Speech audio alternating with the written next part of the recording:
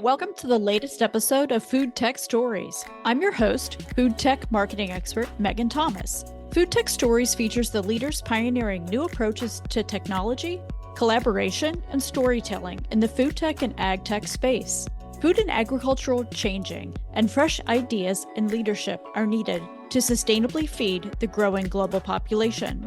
Join us every other week as we talk to a founder, operator, or visionary in food and agriculture. My guest today is Julia Stroily, co-founder and CEO of Full Foods. Welcome to the podcast. Thank you so much, Megan, for having me. Looking forward to our conversation. Wonderful. Well, let's dive right in. What led you to co-found Full Foods? Some might call it an obsession with spirulina and microalgae, but at its core, I was deeply inspired by the potential of spirulina to benefit human and climate health, determined to make its benefits more widely accessible, but also more understood by health experts and the general public. So what drew you to spirulina specifically? Spirulina is one of the most nutrient-dense substances on Earth. It is packed with a rich mix of proteins, vitamins, minerals, colorful nutrients like the blue that we extract and have commercialized. But it is also one of the most resource-efficient substances on Earth. It is so sustainable that you can produce it using CO2 as the main feedstock. It captures up to 2 times its weight in CO2. You could have a nutrition source that has a net negative carbon balance, but it also is able to recycle a lot of the fresh water that's used. So in our current production process, we're able to recycle about 85% of the fresh water that we use. We also don't need any arable land, and it's an incredibly high yield crop. So when you compare it to other vegetable sources or even animal nutrition, you can grow algae much more quickly. There's potential to scale production, localize production, and do so in a way that doesn't have these ecologically damaging impacts as there often are with other sort of food sources. How do you think about what your primary use case is for your products? We think about the green spirulina that most people know, which is spirulina in its whole form, as our raw material. Not as a supplement that we're selling in pill or powder form, but rather the analogy with the oil and gas world, where they start with crude oil as their raw material. Crude oil on its own is not that useful. When you break it up and you refine it into the extracts that become gasoline, plastics, tar, all of a sudden you're able to create much more value by extracting specific components rather than as a whole. And similarly with spirulina, we are extracting blue protein pigment complex called phycocyanine that we can use as a natural blue colorant or a functional ingredient. We're extracting a protein that we're able to purify and remove color and taste and use in various protein applications. We're able to extract a fatty acid and beta carotene used for specific applications as well. So the spirulina is almost our foundation to create market-ready ingredients. We've heard a lot about synthetic dyes in recent months. Your product can be used as a component in natural dyes. Can you tell me a little bit more about that? Most people don't actually know that the vast majority of our foods that are brightly colored are colored with an ingredient that is derived from petroleum, which is kind of mind-blowing when you think about the fact that over 300 million Americans, almost on a daily basis, are consuming this petroleum-derived ingredient, primarily in processed snacks or candies or baked goods, soft drinks, cereals. A lot of foods that are overwhelmingly consumed by children. Those artificial colors have been linked to a whole host of health issues, from behavioral issues to allergic reactions, cancer, and toxicity concerns. So there's good reason to look at removing the artificial dyes, but also understanding, can we produce the same kind of vibrant color that comes from a nutritive source rather than the synthetically created source? The good news about spirulina is that it is one of the only sources of vibrant blue in nature as a food source. When you think about blues that exist in nature, there aren't that many instances, particularly in foods. There are blueberries, but if you think about the color of blueberries crushed up or in an extracted form, it's more of a purple and muted color. You want to replicate that brilliant blue so many people love in sports drinks or in candies. It's actually extremely difficult to find in the natural world, except in these forms of algae like spirulina. The blue protein pigment complex called phycocyanin is less than 20% of that green spirulina biomass that we cultivate. And we've developed a specific extraction process. We've now filed 3 patents on extracting nutrient and stabilizing that blue nutrient in acidic environments and after heat treatment. Traditionally, when companies have tried to use this blue spirulina extract phycocyanin, they face some major challenges because the blue color degrades, breaks down in acidic environments, so a low pH or under heat treatment. They're both common conditions and processing steps for a lot of shelf-stable items. Blue has always kind of been this holy grail in the food and beverage world to find this vibrant source of stable blue color that can replace the petrol-derived synthetic colors. I know working in different categories myself as a marketer, how challenging natural analogs can be to synthetically derived in terms of performance. And so I know that is a persistent challenge for many formulators. When I get the chance to meet listeners of the podcast, they often mention the quality of the production as one of their favorite parts of the show. That praise is due to the team that edits the show, TJG Media. Their team works with the raw audio files of each interview to enhance the quality of the sound, minimize external noise, and cut out the natural pauses that occur in conversation to create each fast-paced episode. Plus, they create engaging short-form videos to promote each episode on social media. Visit tjgmediallc.com to find out more. Is your business model to partner at the R&D stage with potential partners or customers, or are you looking to take a different go-to-market strategy? Our business model at its core is selling the ingredient to other companies, whether those are ingredient distributors, color houses, or the brands themselves, or even the co-packer manufacturers.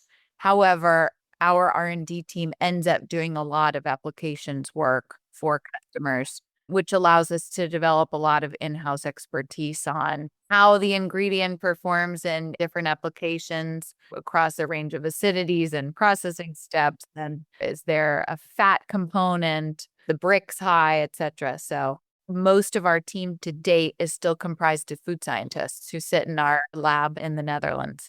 I like with founders to talk about their origin story and just to understand a bit more about the journey you've taken. What is the single biggest challenge that you faced in the early days of your startup? We started the company in February 2020.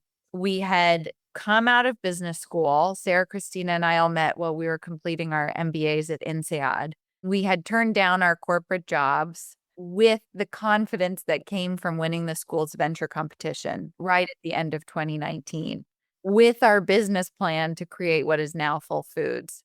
Winning the venture competition, we pocketed about $40K, which allowed us to move to the Netherlands in early 2020, this food science and algae hub globally. Lot of great expertise. Nobody on our team is a food scientist, although my co-founder, Christina, is a chemical and industrial engineer. It had some experience working with microalgae in a similar production process, but extracting lipids for biofuel applications. None of us really understood food science. And so we were determined to use our $40K to hire the best food scientist we could possibly afford who would buy into our vision of creating a more widely accessible mass market version of these spirulina ingredients. We hired somebody in mid-February and secured lab space, and everything shut down. At the start of the pandemic, we also had some investment committed, and all those investors pulled out. The first challenge that we overcame was really how we refocus efforts and navigate the early challenges of the pandemic, as many business owners had to do. On a higher level, we were three business school grads. My background is in the Silicon Valley tech world. Sarah's background comes from manufacturing family business in Italy. We all brought these unique perspectives, but nobody had worked in food before. Was industry outsiders. Now looking back on all of the technical challenges that come with developing an ingredient food tech business, being able to develop the IP and some of the breakthrough technology was a big challenge that we were lucky to overcome.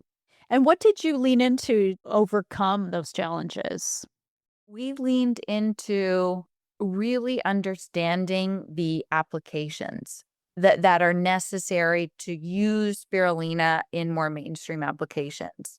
When you look at the landscape within spirulina and microalgae, there are no shortage of PhDs or people that really understand spirulina production optimization, so cultivating that raw material, as I mentioned. Very few people are actually focused on how you take spirulina and make it readily accessible for inclusion in all these mainstream food applications.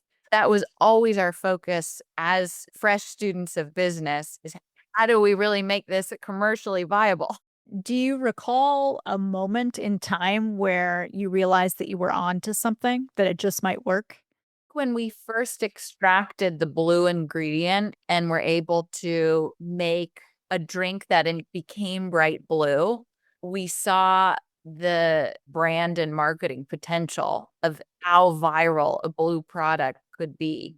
The first versions of trying to commercialize spirulina resulted in these like thick brown sulfuric sludges. I mean, we went through so many iterations, but when we were able to get this good tasting, brightly colored product, we knew that there was potential there. I can visualize that moment. In terms of your industry, food tech broadly, or being in the natural dyes and functional ingredient space, what is one key thing about that industry that most people don't realize? If we look at spirulina specifically, not a lot of people know that most spirulina that is commercially available is produced in China, produced in what are called these open raceway ponds. Think of this spirulina, green spirulina sludge that is being grown literally in an open water system. The challenge there is spirulina is exposed to all of the elements around it and highly subject to contamination, heavy metals, toxins. I would highly encourage anybody that is buying spirulina on the market to double click on whether it has been tested, some of these impurities, which can be incredibly harmful. The way that we source most of our spirulina is through a photobioreactor technology partner that grows spirulina in a closed loop system. That allows us to control for quality, ensure there's no contamination, but it also allows us to use CO2 that comes from other industrial waste streams, in our case, bioethanol production, to use that as the main feedstock to grow the spirulina.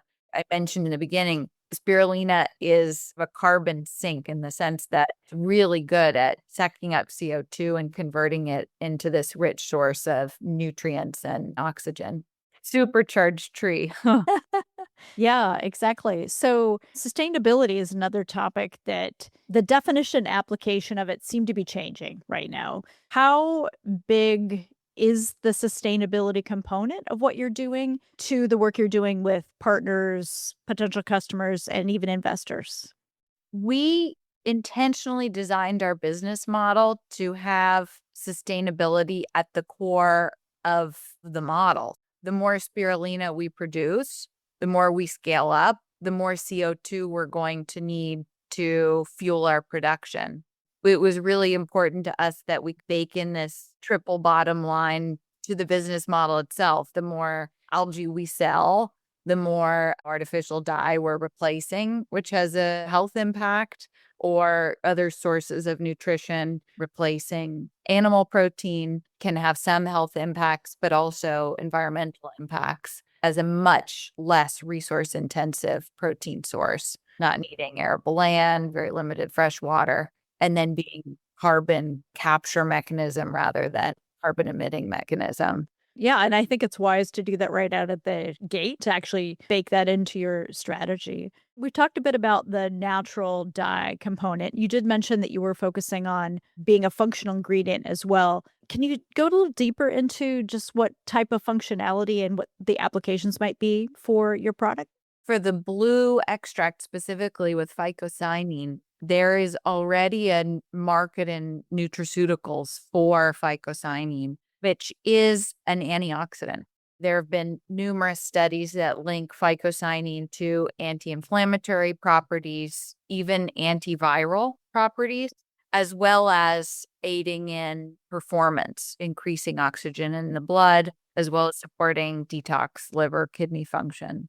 One of the reasons we wanted to work with spirulina as a microalgae strain is simply because it is so widely studied for its health benefits. Very interesting. And do you have products in the market today? We do. So we first introduced our own product under a brand called Blue Water. We introduced this to the market 3 years ago in Europe, tested, and have since launched it in the US 2 years ago. It's a sparkling functional water featuring our blue ingredient. We thought it was important to develop our own applications expertise, really understand how to work with the ingredient in a particularly tricky application, which is a drink. Drinks are notorious for their low pH and processing conditions, so pasteurization. And most other blue colors are not natural blue colors, rather are not stable in drink applications. It really served as this proof of concept to show our patented spirulina can continue to be bright blue, even in this quote unquote harsh environment.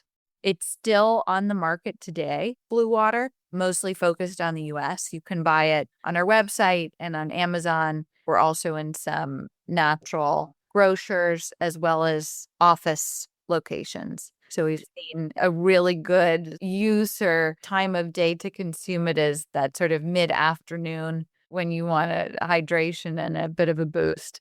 I think it's very wise to have a product that can deliver as proof of concept, but also generate revenue as well. That's fantastic. Many startups in the food tech space have moved away from bringing products into the market. So kudos to you for pushing ahead and staying in it. That's admirable. And I'm sure it's delivering a lot of learning back to the team. On the one hand, there are two very different business models, B2C and B2B, and they're different businesses. However, there are a lot of synergies internally or overlap. But on the other hand, for a startup, allowing the opportunity to get quick feedback from the market, be able to iterate, quickly introduce some revenue is essential, I think, for a startup's ability to fundraise and show traction and reinvest some of the profits into the business. What we've seen from some other food tech companies and ingredient companies, perhaps you've seen this too, is a lot of companies will stay at lab scale. They need to build a facility in order to scale up. They need a contract with a big multinational in order to justify that facility, or they raise before they have commercial traction with a multinational.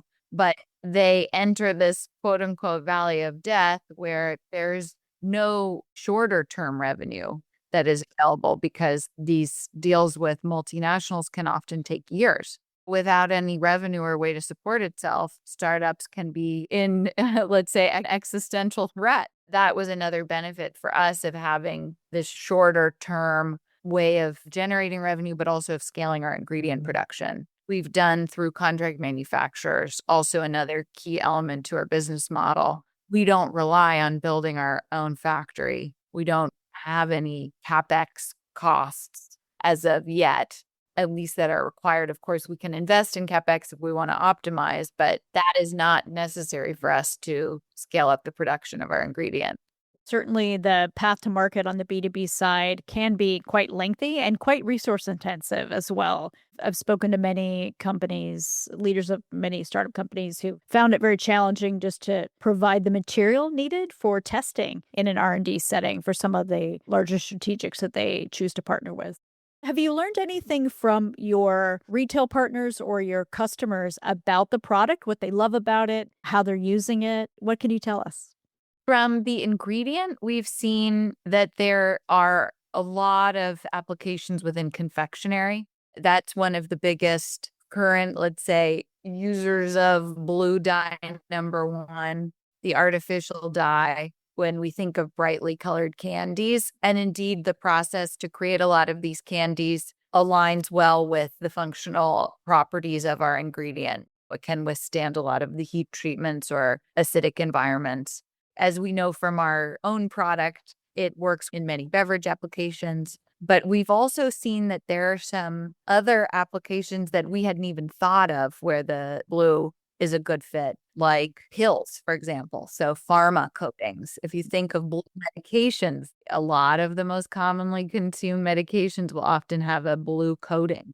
I encourage anyone who's listening to go to a CVS, pharmacy, a convenience store, even a mainstream grocery store. Look at the aisles. You'll be shocked at how many blue food products exist. Not just blue, but blue is also the foundation of green and purple. But blue is often used to make greens brighter or purples brighter as well. And you're focused on North America for now, Julia, or are you? A lot of the commercial opportunities right now are in North America because of the legislative tailwinds, the FDA's announcements, some of the states that have passed bans. But what we've seen is a lot of multinational companies want a single ingredient for their global product. This is affecting APAC formulations, EMEA formulations, etc. And even companies that aren't even based in the US, but might have some products that they sell in the US, taking the initiative to reformulate as well. Your team is busy. It's kind of an interesting bookend to where you started just before COVID-19 hit.